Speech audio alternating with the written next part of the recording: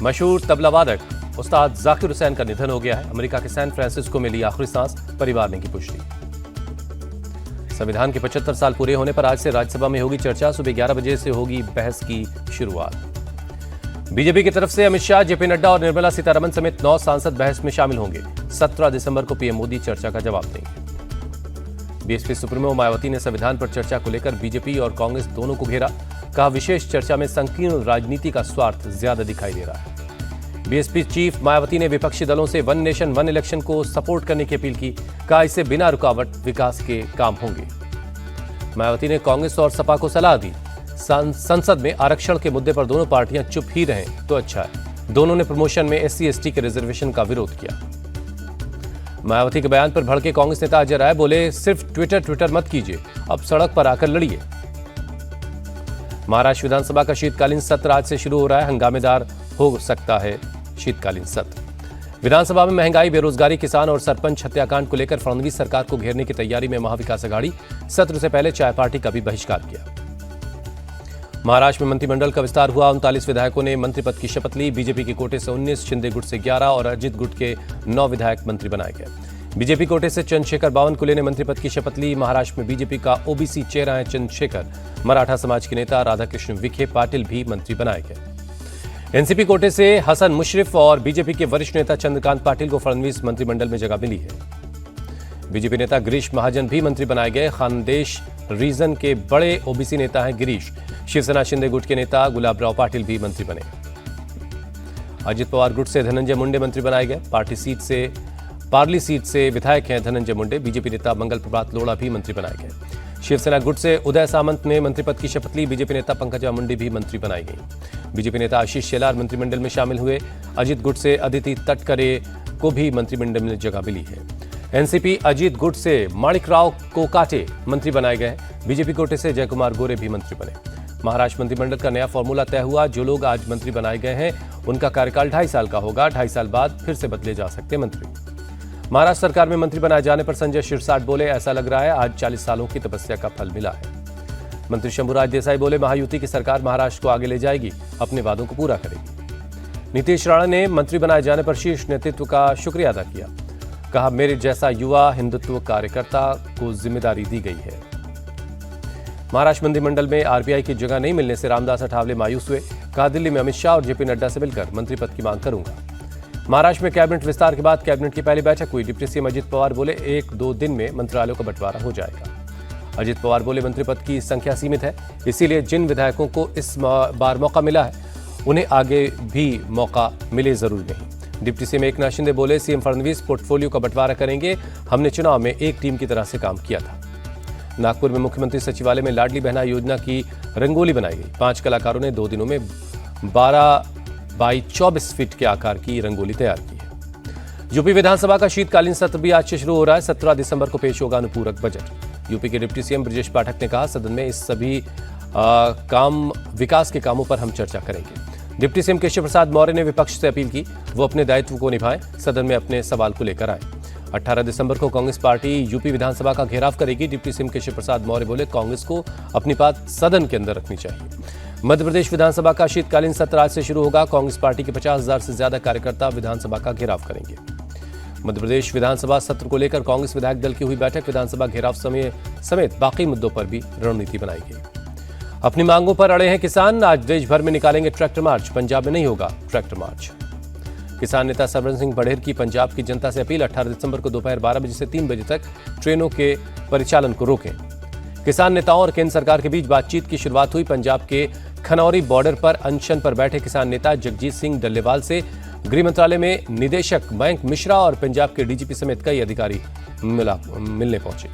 डल्लेवाल से मुलाकात के बाद मयंक मिश्रा बोले, सुप्रीम कोर्ट के निर्देशों का पालन करते हुए किसान नेताओं से बात करके उनकी मांगों को सुना गया है। पंजाब के DGP गौरव यादव बोले, जगजीत डल्लेवाल की जान बेशकीमती है। हमने उनसे और उनके साथियों से अपील की है कि उनका उपचार किया जाए। बीजेपी को घेरने के लिए आज आम आदमी पार्टी दिल्ली में महिला अदालत लगाएगी। अरविंद केजरीवाल के साथ अखिलेश यादव भी मौजूद रहेंगे। दिल्ली चुनाव के लिए आम आदमी पार्टी ने उम्मीदवारों की चौथी लिस्ट जारी कर दी है। 38 कैंडिडेट का ऐलान किया।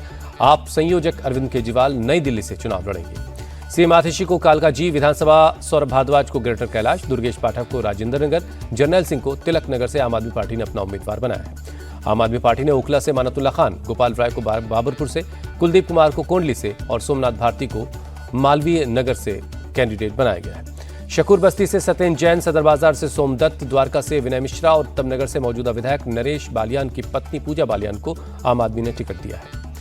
आम आदमी पार्टी ने रमेश पहलवान को कस्तूरबा नगर से कैंडिडेट बनाया। रमेश आज ही बीजेपी छोड़कर आम आदमी पार्टी में कल ही शामिल हुए हैं।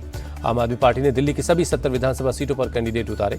संयोजक अरविंद केजरीवाल बोले, पार्टी पूरे आत्मविश्वास और पूरी तैयारी के साथ चुनाव में जा रही है।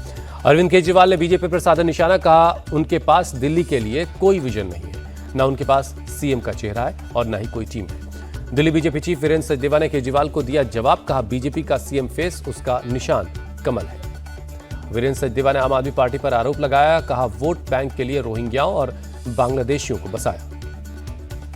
ग्रेटर कैलाश से आप कैंडिडेट सौरभ भारद्वाज बोले, इस बार भी दिल्ली की जनता आम आदमी पार्टी को जिताएगी। सौरभ भारद्वाज बोले, नई दिल्ली सीट से एक साधारण आदमी अरविंद केजरीवाल चुनाव लड़ रहे हैं। उनके खिलाफ 2 ऐसे उम्मीदवार हैं जिनकी अपनी कोई पहचान नहीं है। केजरीवाल के खिलाफ नई दिल्ली से कांग्रेस कैंडिडेट संदीप दीक्षित बोले, केजरीवाल के 10 साल के शासन में दिल्ली का पूरा सिस्टम ध्वस्त हो गया है।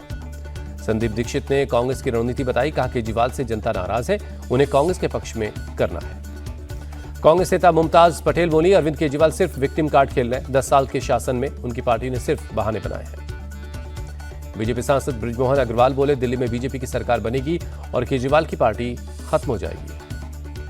दिल्ली की सीएम आतिशी ने केंद्र सरकार पर दिल्ली में अवैध रोहिंग्याओं को बसाने का आरोप लगाया, कहा दिल्ली सरकार और जनता को इससे अनजान रखा गया।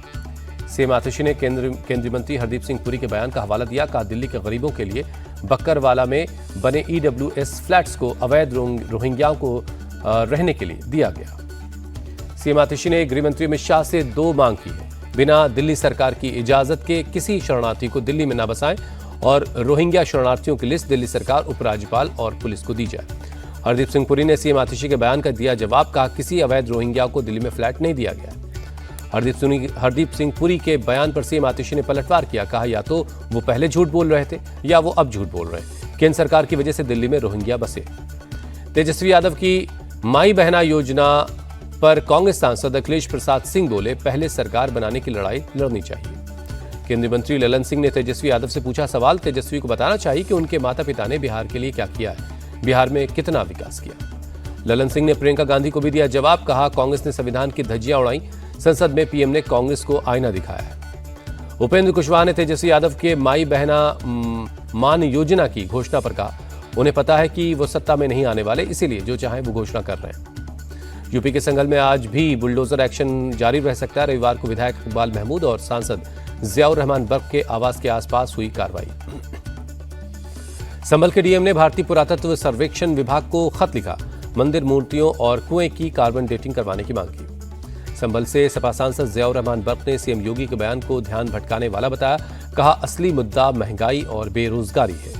गृहमंत्री अमित शाह ने जगदलपुर के सर्किट हाउस में आत्मसमर्पण करने वाले नक्सलियों से बातचीत की, उनके विकास के लिए सरकार के पास क्या है इसके बारे में बताया। बस्तर में गृहमंत्री अमित शाह का बयान, अगर नक्सलवाद खत्म होता है तो कश्मीर से ज्यादा पर्यटक बस्तर आएंगे। मां दंतेश्वरी ने बस्तर को दिया है कुदरती सौंदर्य। जगदलपुर में बस्तर ओलंपिक के समापन पर बोले गृहमंत्री, बस्तर में पर्यटन को आगे बढ़ाने पर जोर दिया जाएगा, छोटे उद्योगों और कोऑपरेटिव प्रोजेक्ट्स को भी आगे बढ़ाएंगे। लोकसभा में नेता प्रतिपक्ष राहुल गांधी निजी यात्रा पर पुणे पहुंचे, महाबलेश्वर में एक शादी समारोह में शामिल होंगे। बीपीएससी एग्जाम में हंगामे के मामले पर आज पटना में अहम बैठक होगी। अभ्यर्थियों ने 13 दिसंबर को प्रश्न पत्र वायरल होने और समय पर क्वेश्चन पेपर नहीं मिलने की बात कहकर हंगामा किया था। दिल्ली में आयोजित फ्यूचर अर्थ प्रोग्राम को केंद्रीय पर्यावरण मंत्री भूपेंद्र यादव ने संबोधित किया, कहा जलवायु परिवर्तन के खिलाफ लड़ाई को भारत लीड कर रहा है। श्रीलंका के राष्ट्रपति अनुरा कुमारा दिसा नायके दिल्ली पहुंचे, उनका 3 दिनों का ये भारत दौरा है। मुंबई के दादर में हिंदू हित और राष्ट्र हित के लिए बजरंग दल का शौर्य संचलन हुआ, करीब 10,000 से ज्यादा कार्यकर्ता इसमें शामिल हुए। राजस्थान की जनता को सीएम भजनलाल ने दिया भरोसा, कहा विकसित राजस्थान के सपने को पूरा किया जाएगा। ग्रेटर नोएडा के कॉलेज पार्क में एक कॉलेज पार्टी के दौरान बाउंसर्स और गार्ड की दबंगई, छात्रों पर लाठी डंडों से हमला कर दिया। पार्टी में हुए विवाद के बाद बाउंसर और गार्ड ने की पिटाई, मौके पर जमकर चले लात घूंसे। पूरे मामले का वीडियो सोशल मीडिया पर वायरल है। पुलिस ने संज्ञान लेते हुए कार्रवाई की बात कही है। मेरठ में पुलिस और स्वैट टीम का ज्वाइंट एक्शन। डकैती की वारदात में वांटेड 7 बदमाश मुठभेड़ के बाद गिरफ्तार, 7 में से 2 बदमाश जख्मी हुए। बदमाशों के पास से कब्जे में 5 किलोग्राम तार, ट्रांसफार्मर खोलने के उपकरण, वारदात में इस्तेमाल की गई कार, 2 अवैध तमंचे और कारतूस बरामद हुए हैं। मेरठ के मवाना इलाके में पुलिस पर कार चढ़ाने की कोशिश हुई। एसओ ने ईंट से कार की खिड़की का कांच तोड़कर 2 लड़कों को हिरासत में लिया है। जयपुर में होटल और बजरी कारोबारी को लॉरेंस बिश्नोई गैंग के गुर्गों ने दी धमकी। कॉल पर 5 करोड़ रुपए की फिरौती मांगी। यूनाइटेड किंगडम के नंबरों से कॉल की गई थी। कारोबारी ने साइबर थाने में दर्ज करवाया मुकदमा। फिलहाल पुलिस की टीम मामले की जांच कर रही है। दिल्ली पुलिस की क्राइम ब्रांच ने दिल्ली गुवाहाटी सिगरेट सिंडिकेट का भंडाफोड़ किया। 66 लाख की सिगरेट के साथ 4 तस्करों को पकड़ा गया है। अगरतला के सिपाही जाला इलाके में मुख्यमंत्री माणिक साहा ने अपना काफिला रुकवाकर सड़क हादसे में घायल एक शख्स की मदद की, गाड़ी से उसको अस्पताल भिजवाया। दिल्ली में कपकपाती सर्दी के बीच रैन बसेरों में शरण ले रहे हैं जरूरतमंद लोग। प्रशासन ने किए हैं सभी जरूरी इंतजाम। दिल्ली एनसीआर में शीतलहर का प्रकोप, ठंड से बचने के लिए लोग अब अलाव का सहारा ले रहे हैं। 28 जनवरी से 14 फरवरी तक 38वें नेशनल गेम्स की मेजबानी करेगा उत्तराखंड। लोगो और जर्सी लॉन्च हुई। गंगा की लहर और ब्रह्म कमल से सजी है मशाल। सीएम पुष्कर सिंह धामी ने इसे उत्तराखंड के लिए बड़ी उपलब्धि बताया। कहा, इस बार राष्ट्रीय खेलों में उत्तराखंड की छाप दिखाई दे रही है।